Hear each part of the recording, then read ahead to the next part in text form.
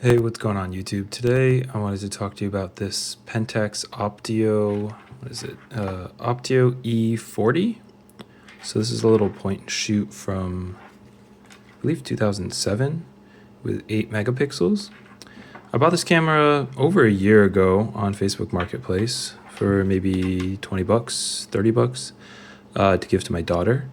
And just an upgrade from her like VTech toy cam. And it's pretty cool. So I'll give you a little tour of the camera. Let's turn it on and check out the menu. So first, just a little tour of the camera. So there's a shutter button up top with an on-off button and the zoom rockers right here. You have a pretty standard like directional pad here with a couple of extra buttons here. This faded one right here is the playback button. And when you click the mode button here, so you can click mode, and you can pick through a few of these modes. So there's like an auto mode, program auto, and a few different scene modes. It can record videos. I believe it's like 640 by 480 or something like that. And then it can record audio as well. And then you have a whole mess of scene modes that are pretty cool. We'll just go to program auto and I can show you some of the features. So there's a timer like most other cameras. In the timer, you can also set the drive mode for how many pictures it shoots. And then macro mode or focus mode, there's a few. There's autofocus, macro, landscape, PF, and MF. So MF is manual focus. PF is actually pretty cool. This is pan focus. So it actually stop down the aperture. It doesn't have to go too far. It's a point and shoot. And it'll just try to make sure that most of the scene is in focus. So it's not going to acquire focus or autofocus or anything like that. It just sits at a fixed focal focus point that covers pretty much everything. And this works pretty well for like quick point and shoot type things. We'll put it back to autofocus here. And then these are the flash modes: auto, off, forced on, auto with the red eye mode, and then red eye forced on. So you can, those are pretty standard. And then a nice thing that you can do is you can press OK and cycle through these different info things. But if you click it enough times, the screen will turn off. The camera is still on though. And so sometimes what I'll do is I'll set it to pan focus like this, and then I'll turn it off. And so now I just sort of point it at whatever I want to take a picture of, and I just press the button and it'll take a picture. And if we click the playback button, you'll see that picture that I just took of my keyboard. But yeah, so you can use this with the screen off pretty much. And then mode again is the different scene modes. If we go into the menu here, you get most of the features in program auto mode. Some of these disappear later, but in the other more simpler modes. But you can choose your image size and quality, white balance. You get all the standard flare here. Pretty straightforward. Autofocus mode, it doesn't really have like zones. It's mostly just like continuous on the point, single pull autofocus on the point, and then just a sort of a wider focus point. Oh, it's not going to do it on pan focus, like a wider focus area. And then ISO, you have a few options. Auto, and then from 80 all the way to 1,000. 1,000's really high. It's not going to look very good. So I usually either set it to like 160, 80, or auto. And then you have exposure compensation. You can set the movie settings, turn off digital zoom, and a few other things. You can change the saturation, sharpness, and contrast. It's not a very advanced point and shoot. Okay, so that's the menu. I want to just point out one mode that's really cool. This is why I got it for my daughter. This takes a little while to load in, but my daughter has a VTech camera, as I mentioned, that she's upgrading from. And one of the fun things the VTech does is all these different effects and frames. And you can do that here with these frames. So you can see I can frame up my keyboard here with this wow frame. And it takes a while to write because it's an old slow camera, but look at that. There it is right there. It's pretty cool.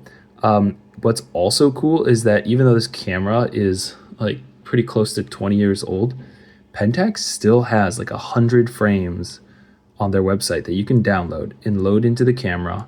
I think you can load like, I don't know, I want to say like 9 of them at a time. At least I have 9. You might be able to do more. But yeah, it's pretty cool that these are even available and still exist. So why don't we go into some of the pictures I've taken and just show you some comparisons with my Pixel as usual. All right, so first up we have this picture of one of the engineering buildings at Rutgers. This is one of my usual photos. Again, the red door pops here. The sky is perfectly exposed. The whole thing is slightly muted in terms of saturation and contrast, but it's a good photo. It's there. I shot this around 50 millimeter on auto mode. You can see what the camera chose for settings below.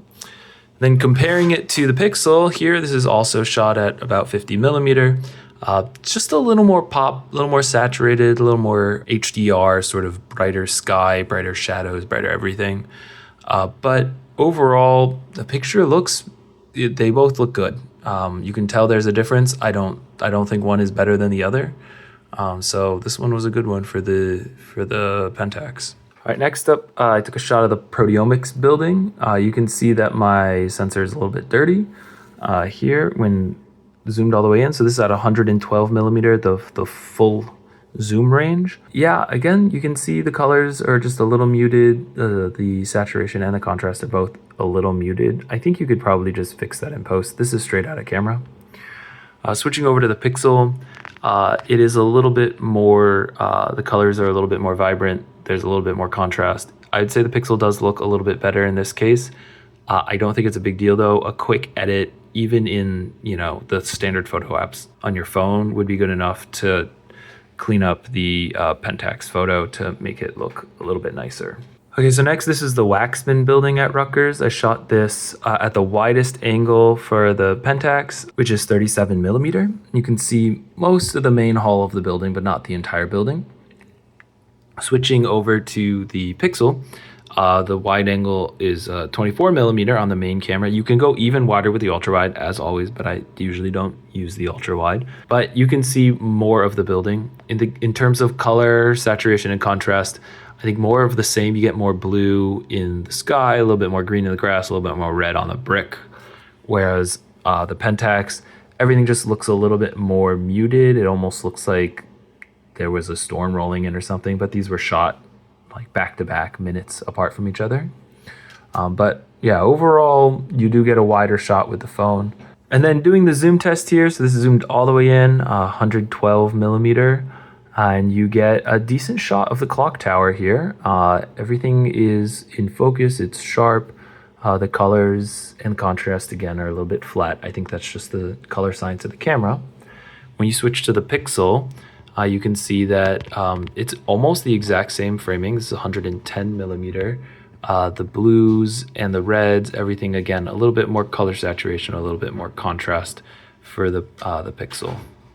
Next up, we have the portrait test. So this is a flash photo of my daughter's doll taken using the portrait mode, zoomed all the way in at 112 millimeter just to get a little bit more background compression. It's a classic Digicam here, strong flash, a nice roll off in the exposure. Background, in this case, did get exposed a little bit. There's not as much depth to this picture. And then switching over to the Pixel, the metadata says 24 millimeter, but I think this should actually say 50 millimeter. Using the portrait mode, it usually does 2x crop. And it does that fake portrait blur. It's pretty good here. It's hard to tell the edges. You can see a little bit on her hair that there's some scuffed up parts there, but for the most part, it did a really good job. And it does sort of that blur, but both of these are good. All right, next up, I did some macro. So this is a close-up shot of my Lego camera taken with the macro mode, flash on at 112 millimeter, fully zoomed in. It focused pretty close, even for zooming in to over 100 millimeter. And it looks pretty good. Everything is sharp and well exposed. In this case, the background is totally blacked out and you can only see the subject, so there's great subject isolation. Here is using the ultra wide lens on the Pixel, which gives you the closest macro focus, and it also looks good. It's incredibly sharp. Colors are there, but you can see that sort of distortion, right? You're at 12 millimeters, so the proportions of everything just look a little off. Whereas zoomed all the way in here, everything looks very standard. So I think the Pentax kind of wins here. I also took a macro picture of some fake flowers using the same settings, zoomed all the way in, flash macro mode, and the flowers look good. You can see all the little details in sort of the woven bits. You get nice subject separation because the background is pretty dark because of the flash. Here, again, using the Pixel, using the ultra wide, you can get closer, which is cool, and still be in focus. And because you're so close to the subject, everything in the background is blurry. This is all natural optical blur, but it's not quite as much separation as with the flash. I think these are both great. Really just depends on what you want. But in terms of pure macro, the Pixel does get closer. Next, I went outside to test out the night scene mode. Based on my previous test with other Digicams, I decided to bring a little tripod this time, which is why the perspective is so low. So this is sitting on the sidewalk on a mini tripod. Even on a tripod, the long exposure looks pretty poo-poo. Like everything is pretty smeary and lacking in detail. It nailed the exposure, which is pretty good. I think there's a street lamp behind me, but it's pretty hard to see. The Pixel, on the other hand, did fine using night sight. It does the image stacking and alignment and everything. This is handheld with the Pixel. So at night, for sure, the Pixel wins. There's just no question. So if you're doing a night scene, use your smartphone. I also did a long exposure. So again, using the tripod. So I put the Pentax down on the tripod and I think I just used the night scene mode, which automatically does a long exposure. And it took this 4-second long exposure on the road. You can see some light trails from the cars driving by. So this actually went pretty well. You don't need manual controls in order to do this kind of light trails. You just set it to night scene mode and most cameras will automatically do a long exposure. And then on the Pixel, I used the manual controls in the camera app to set the shutter speed to 4 seconds to match the Pentax. And again, I can handhold the Pixel because it has such good stabilization. And you can get light trails using the Pixel. I opted to use the manual controls and set it to 4 seconds instead of using the built-in long exposure camera setting because that's like kind of fake. From my last video, you can see it's a little fake. This is like a true, it just opened the sensor for 4 seconds and recorded whatever it could. And so it's not quite as stable. It doesn't do like all this stacking and stuff. But it's stabilized so you can handhold it and it looks pretty good. So honestly, I think if you have a tripod, the camera does okay. There's way better cameras for doing long exposure. If you have a pro phone that has like manual settings, doing a long exposure manually works pretty well on a smartphone, I gotta say. Lastly, I just want to show a few frames. So this is like a postcard frame with an old Polaroid shot, which is pretty cool. You just take a picture and it automatically puts it in here for you. I have no idea why there's a memo. Like I'm never gonna print this out and write a note on it. I just think it looks cute. It kind of looks like Instax, the Fujifilm Instax, like guest book vibe that a lot of wedding people have right now. Here's another frame with some flowers I just took of the leaves. It's like spring and fall mixed together, so it's kind of oxymoronic. This is that frame I already showed you, just some fruit and tomatoes. And then here's just 2 stuffed animals with the sailor outfit. But yeah, these are fun. My daughter loves them. And if you have kids, this is one of the pros of this camera. I don't know which other Pentax cameras can do this, but it's definitely worth looking into if you're interested in getting one of these for your kids. But overall, I think the image quality on the Pentax is pretty good and pretty comparable to the smartphone as long as there's good lighting. Pretty comparable to a lot of other Digicams of the era as well. I really think the only standout here is these frames. They are quite fun for kids. Yeah, so overall, I mean, I bought this a while ago, probably like 20, 30 bucks. I think nowadays you probably hard to find this for under 50 bucks. Prices have gone crazy, but honestly, something like this was a great upgrade for my daughter to use. over her VTech. I bought it. It was actually in great condition. She dropped it once, and the battery door doesn't stay closed anymore. This happens to a lot of cameras. I just use a bit of tape and tape it up. I'll make a follow-up video detailing like what kind of tape I use and how I tape it up. But I've found that this works really well. So yeah, it's just taped up now. It's definitely not a rugged camera. I think if she totally breaks this, I'll get her a rugged camera. She's only 6. But yeah, she loves photography, which is great, and it wasn't expensive. And her toy VTech is just a toy. So this was really nice for her to have something a little bit better. And I definitely recommend picking up a cheap digicam for your kid if they like photography.